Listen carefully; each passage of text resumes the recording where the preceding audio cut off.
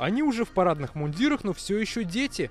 На плацу Тетюшской кадетской школы сегодня праздничные построения. Поздравить воспитанников с Днем защиты детей приехали Николай Патрушев, Игорь Комаров и Рустам Миниханов. Дети, которые в этом строю, это вам относятся в первую очередь, к взрослым тоже относятся. Они когда-то были детьми, и, наверное, у них сегодня самые добрые воспоминания. И очень отрадно сегодня было слышать, что многие из вас выбирают специальность после окончания поступления в высшие военные учебные заведения. Вы будете гордиться и тем образованием, которое вы здесь получили, и, конечно, надеюсь, дальше достойно продолжите обучение. Тетюшская кадетская школа – одна из лучших в республике по военно-патриотическому воспитанию.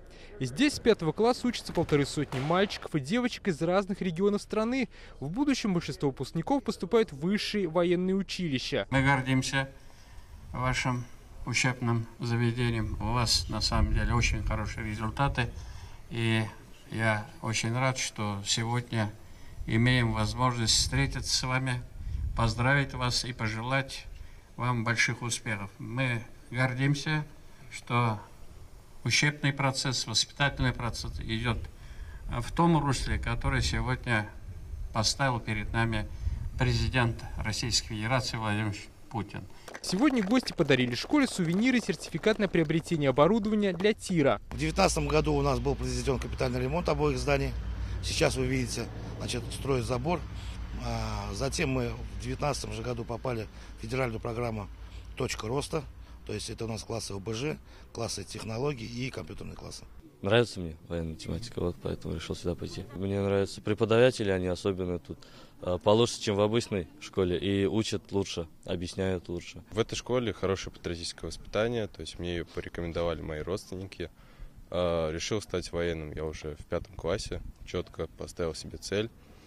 И, собственно, сейчас уже заканчиваю кадетскую школу, поступаю в военное училище.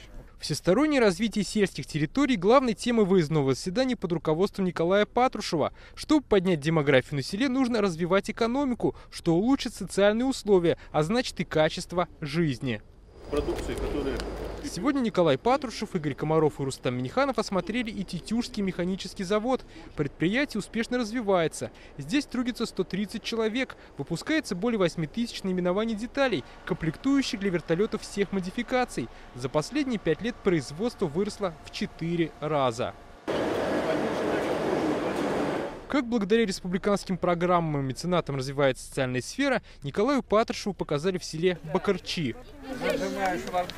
Да, мы это знаем. В селе живут около 200 человек. По госпрограммам отремонтировали школу, построили здание сельсовета, новые дороги, жилье для сотрудников агрофирмы. Так на село привлекают кадры. Местные спонсоры в школе оборудовали спортивный зал и универсальную площадку. Можно теперь играть, развиваться.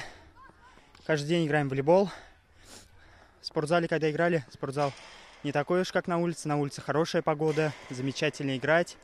Получается все. Инфраструктура очень хорошо развита. И вот школу ремонтировали. Еще хотят, вот наружный очень хорошо. У нас сейчас внутри школы еще ремонт, говорят, будет в этом году.